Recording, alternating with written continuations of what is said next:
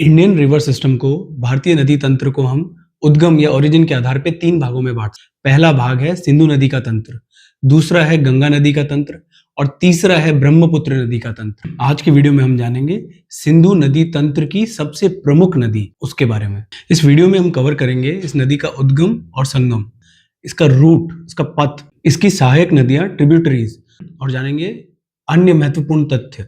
आइए सिंधु नदी के उद्गम के बारे में बात करते हैं। तिब्बत के पश्चिमी भाग में कैलाश पर्वतीय क्षेत्र है, जिसके पास में एक बोखर चू हिमनद है। इसी के पास में एक फेमस मानसरोवर झील है। यानी ऐसा कह सकते हैं हम कि मानसरोवर झील और कैलाश पर्वतीय क्षेत्र के पास में एक बोखर चू हिमनद है। यहाँ से उद्गम होता है एक सिंगी चू या सिंगी खम्मान, जिसका अर्थ होता है लॉइंस रिवर या लॉइंस माउथ। तो ये नदी तिब्बत से निकलकर भारत की तरफ प्रवाहित होती है उत्तर पश्चिम दिशा में। यहाँ इसकी लंबाई 320 किलोमीटर है। भारत में इसका प्रवेश लद्दाख राज्य के देमचोक नामक स्थान से होता है, जहाँ से ये उत्तर पश्चिम दिशा में प्रवाहित होती हुई लगभग 1114 किलोमीटर तक चलती है। यहाँ पर इस पे लद्दाख की राजधानी लेह जैसा शहर स्थित है और गिलगिट के एक गांव बुंजी के पास में एक गॉर्ज बनता है, बुंजी गॉर्ज, जिसके बाद इस नदी की दिशा बदल जाती है और दक्षिण पश्चिम हो जाती है। यहाँ से फिर ये पाकिस्तान के चिलास नामक स्थान से प्रवेश कर जाती है। देखिए, भारत में इसकी कुल लंबाई लगभग 1114 किलोमीटर है। इसका जल ग्रहण क्षेत्र यानी catchment area 3.21 lakh square kilometre है।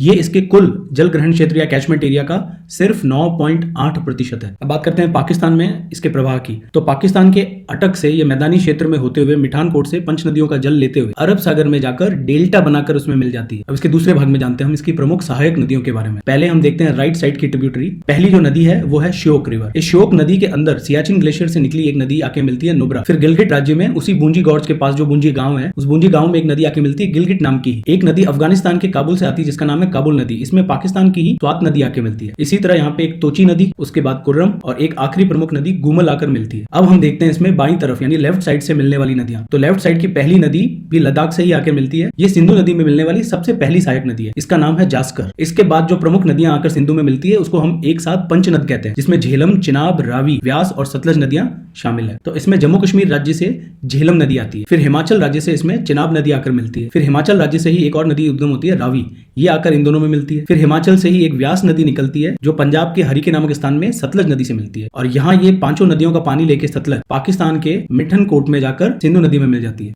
अदर इंपॉर्टेंट फैक्ट्स में इस रिवर पर एक ट्रीटी कर रखी है हमने, इंडस रिवर ट्रीटी।